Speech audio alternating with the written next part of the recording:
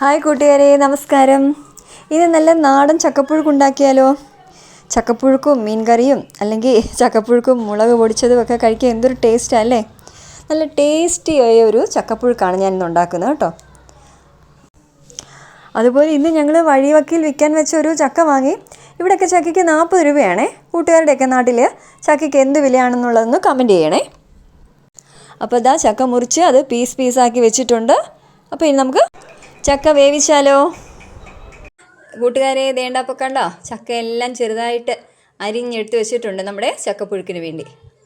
അപ്പം ഇനി അതിൻ്റെ അരപ്പ് തയ്യാറാക്കാൻ വേണ്ടി ഇടത്തിലൊരു തേങ്ങ, മഞ്ഞൾപ്പൊടി, ചെറിയുള്ളി, പച്ചമുളക് എരിവിനനുസരിച്ച് വേണം എടുക്കേണ്ടത്. ഞാൻ കുറേയേറെ പച്ചമുളക് എടുത്തിട്ടുണ്ട്. ഇപ്പോൾ ഞാനൊരു 7-8 പച്ചമുളക് എടുത്തിട്ടുണ്ട്. അപ്പോൾ ആദ്യം നമുക്ക് അരപ്പെല്ലാം ചതച്ചെടുക്കാം. അരച്ചെടുക്കരുത്. ഈ അരപ്പെല്ലാം ആദ്യം നമുക്കൊന്ന് ചതച്ചെടുക്കാം. പുഴുക്കിൻ്റെ അരപ്പിനുള്ള സാധനങ്ങളാണ് ഇതെല്ലാം ഒരു മിക്സിയുടെ ജാറിലോട്ട് ഇട്ട് കൊടുക്കാം. ചെറിയ ഉള്ളി, പച്ചമുളക്, ഉള്ളിയും പച്ചമുളക് ഇട്ടിട്ടുണ്ടെങ്കിൽ നമുക്ക് തേങ്ങ ഇട്ട് കൊടുക്കാം. തേങ്ങയും മഞ്ഞൾപ്പൊടി എല്ലാം കൂടെ ഇട്ട് കൊടുക്കാം.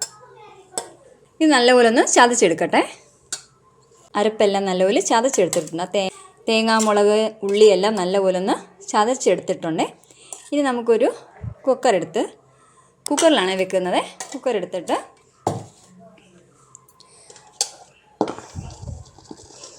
ആദ്യം ചക്ക ഇട്ട് കൊടുക്കാം. ഇനി ഇതിൻ്റെ കൂടെ കുറച്ച് ഉപ്പിട്ട് കൊടുക്കുക. വീണ്ടും ചക്ക ഇട്ട് കൊടുത്തു. അരപ്പിട്ട് കൊടുക്കുക.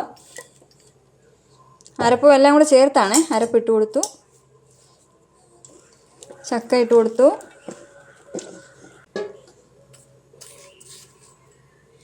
വീണ്ടും ഉപ്പിട്ട് കൊടുക്കണേ. അപ്പോൾ ഞാനൊരു 1.5 സ്പൂൺ ഉപ്പ് ചേർത്തിട്ടുണ്ട്. ഇനി ആവശ്യത്തിന് കറിവേപ്പിലയും കൂടെ ചേർത്ത് കൊടുക്കാം. ബാക്കിയുള്ള അരപ്പൂടെ ചേർത്ത് കൊടുക്കാം. ചക്കയും അരപ്പും കറിവേപ്പിലയും ഉപ്പും എല്ലാം കൂടെ ചേർത്ത് യോജിപ്പിച്ചാണ് നമ്മൾ കുക്കറിൽ വെക്കുന്നത് കേട്ടോ. നല്ല കട്ടിയുള്ള ചുളയായതുകൊണ്ട് ഒരു 1.5 ഗ്ലാസ് വെള്ളവും കൂടെ ചേർക്കുന്നുണ്ട്. എന്നിട്ട് ഇത് നല്ലപോലെ ഇളക്കി യോജിപ്പിക്കണം കേട്ടോ.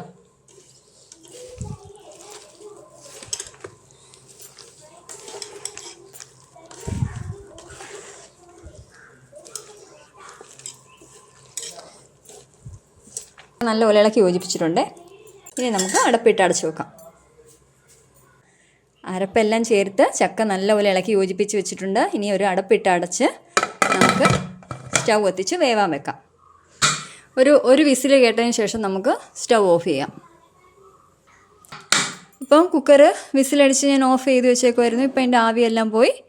നമുക്ക് അത് ഓപ്പൺ ചെയ്യാം.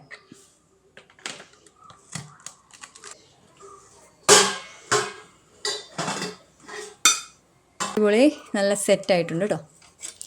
അപ്പോൾ നമുക്കിതൊന്ന് നല്ലതായിട്ടൊന്ന് ഇളക്കി കൊടുക്കാവേ.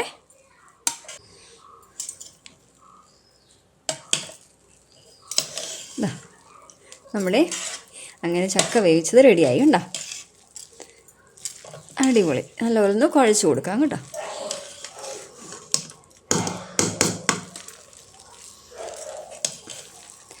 ചക്കപ്പുഴുക്ക് അല്ലെങ്കിൽ ചക്ക വേവിച്ചത് റെഡി ആയിട്ടുണ്ട്.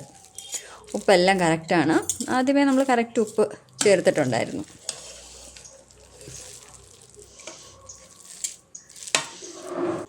അപ്പോൾ എല്ലാവർക്കും ഇഷ്ടപ്പെട്ടല്ലോ ചക്കപ്പുഴുക്ക് കണ്ടോ. പെട്ടെന്നല്ലേ, അരപ്പെല്ലാം കൂടെ ചേർത്ത് വെച്ചുണ്ടാക്കിയ ചക്കപ്പുഴുക്കാണ് കണ്ടോ. അരപ്പൊക്കെ നല്ലപോലെ അത് കാരണം വേഗം. ചക്കപ്പുഴുക്ക് ഇഷ്ടപ്പെട്ടിട്ടുണ്ടെങ്കിൽ എല്ലാവരും ലൈക്ക് ചെയ്യുക, സബ്സ്ക്രൈബ് ചെയ്യുക, കമൻറ്റ് പറയുക. Okay, bye, thank U.